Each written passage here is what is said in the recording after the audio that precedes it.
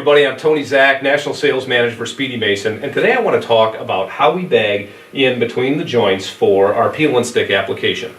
I've already got the brick on the wall, it's ready to go. Now I've mixed up my mud, now I'm going to fill up my bag and we're going to start grouting. What I've done is I've already put some water inside of this bag so it's nice and wet inside of there, and now I'm going to fill it up with some mortar.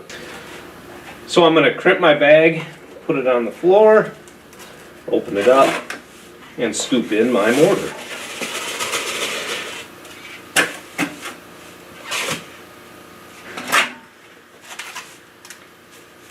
Okay, now I'm going to shake that a little bit, and then I'm going to put some pressure on this, and you can see how nice and easy that mortar is flowing out of the bag. Now it's time to start grouting. And the technique is I'm going to spin the back of this and tighten the back of this bag as I put pressure on the tip. So I'm going to start right here in this bed, and I'm going to start filling that in.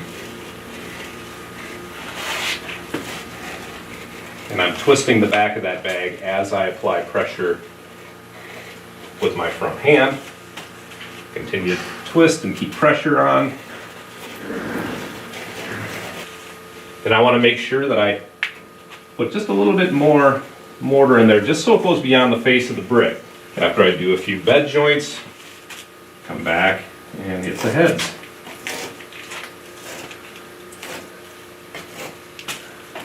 Okay, so now we've got all of our joints bagged in, and we want to make sure that the mortar is what we call in the industry thumbprint ready. And what does that mean? It means that if I put my thumb on this and I pull my thumb away and I don't have any material on my thumb, it's ready to go. If I push it up here, I did this just a minute ago, I actually still have a little bit of mortar on my thumb. What we want is the consistency of what would be wet beach sand. That's what we want. And we don't want to strike it too soon, because if we strike it too soon, that mortar will end up on the face of our brick or on the edges of our brick. It'll be harder to clean off. So there's a few different ways that I can strike. Most common strike that we see is using a striking tool like this. It's just got some grooves, and then I'll just follow that along. And what I'm doing is I'm doing two things. Number one, I'm cleaning off that mortar that's in that joint, and two, I'm pressing that mortar into the Speedymason panel.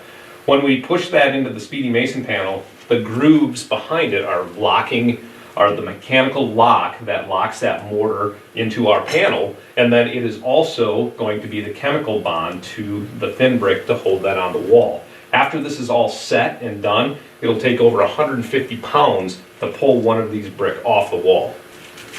And then I'm going to just do a nice light brush over the top to get off the excess mortar. Another striking method is simply just cutting off the mortar flat, flush to the brick. What this will do is give you kind of that more old school look, and then you can come back and brush that. If you're wearing good gloves, you can just come over the top and just kind of hit all those spots that you didn't hit with your mason trowel. And just rough those edges up a little bit. You can really see the difference in look. And one thing that I'm going to point out here is you see all this moisture that's in this brick here? That's what this brick is doing is it's sucking all the water out of the mortar. So you're going to see this wet spot around the brick, but obviously when this all cures up and dries out, that's all going to go away. Another technique is you can simply just trowel these joints out like this.